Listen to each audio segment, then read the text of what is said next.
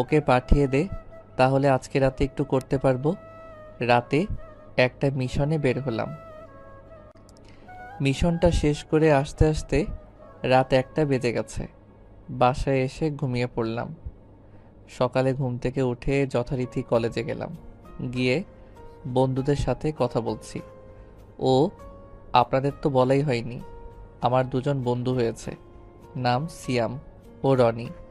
আসলে খ্যাত বলে কেউ ফ্রেন্ড তো দূরের কথা, দেখতেই পারে না, এমনকি অনেক স্যার ম্যাডামও। তবে এই দুইজন আলাদা। ওদের মন অনেক ভালো। অনেক কথা বলে ফেললাম, এবার গল্পে ফেরা যাক। ওদের সাথে গল্প করছি এমন সময় আমি, আচ্ছা ওই মেয়েটা কে রে? আরে ও হচ্ছে নীলা, আমাদের সাথে পড়ে। এটা আমিও জানি, অন্য কিছু বল।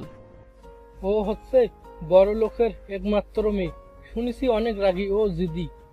তার চেয়ে বড় কথা হলো ও হচ্ছে এই কলেজের সব সিনিয়র জুনিয়রের, এমনকি অনেক শিক্ষকেরও ক্রাশ। অনেকেই প্রপোজ করেছে, কিন্তু বিনিময়ে 2টা করে থাপ্পড় উপহার হিসেবে পেয়েছি। ও, কি ব্যাপার বন্ধু, হঠাৎ ওর কথা জিজ্ঞেস করতেছো কেন? আবার প্রেমে পড়ে গেলে না তো? আরে তেমন কিছু না, এমনি জিজ্ঞেস করলাম আর কি। বুঝি বুঝি, তবে প্রেমে পড়লেও কোনো লাভ হবে না মনে হয়। ও তো কাউকে পাত্তাই দেয় না। কচু বুঝোস। চল এখন ক্লাসে। আপনারা ভাবছেন কেন ওদের আর কিছু বললাম না, তাই তো? আসলেও আমি সত্যি ওকে ভালোবেসে ফেলেছি, সেই প্রথম দেখায়। ভেবে রেখেছি আমার কাজটা শেষ করে ওকে বলবো। প্রপোজে রাজি হলে তো হলো, না হলে আব্বুকে দিয়ে বিয়ের প্রস্তাব পাঠাবো। আব্বু আব্বুকে দিয়ে পাঠালে তারা মনে করবে না, অবশ্যই আমি শিওর।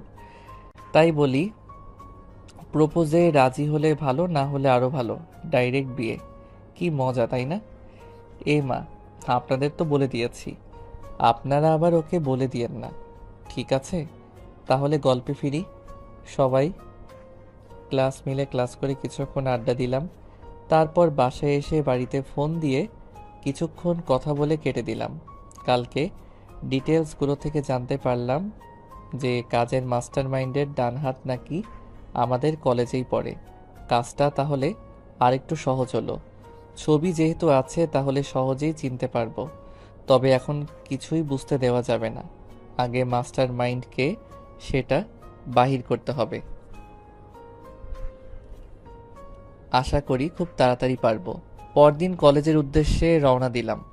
কলেজে পৌঁছে বন্ধুদের কাছে যাব এমন সময় কেউ একজন ডাক দিল।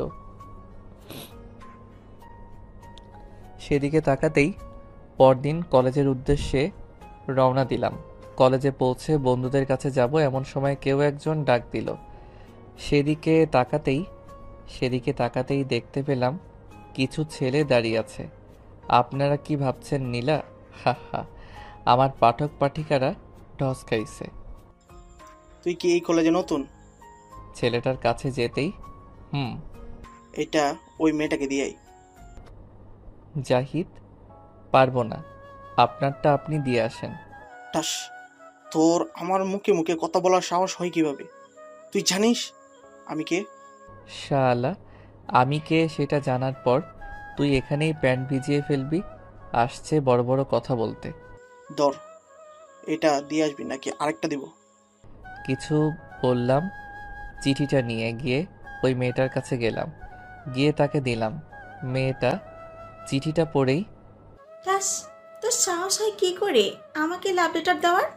বিশ্বাস করুন এটা আমি দেই নাই, একজন ভাইয়া বলছে আপনাকে দিতে। মিথ্যে বলার আর জায়গা পাস না। একে তো দোষ করছো, সাথে আরেকজনের দোষ দিতেছস। কলেজের সবাই আমাদের দিকে তাকিয়ে ফ্রিতে সিনেমা দেখছে। এর মধ্যেই ওই ছেলেগুলো এখানে চলে এসেছে। কিরে সীমা, এখানে কি হয়েছে? দেখ না, ও আমাকে লাভ লেটার দেয়। কি? ওর এত বড় সাহস তোকে লাভ লেটার দে? আজকে ওকে আমরা শেষ করে দেব। এসেই, কি? আপনি তো আমাকে বললেন ওইটা এনাকে দিতে। কি বললি?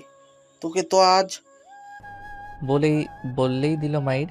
চাইলে আমি আমি একাই সব কয়টাকে পিটিয়ে সোজা করে দিতে পারি, কিন্তু এইটা করলে সবার মনে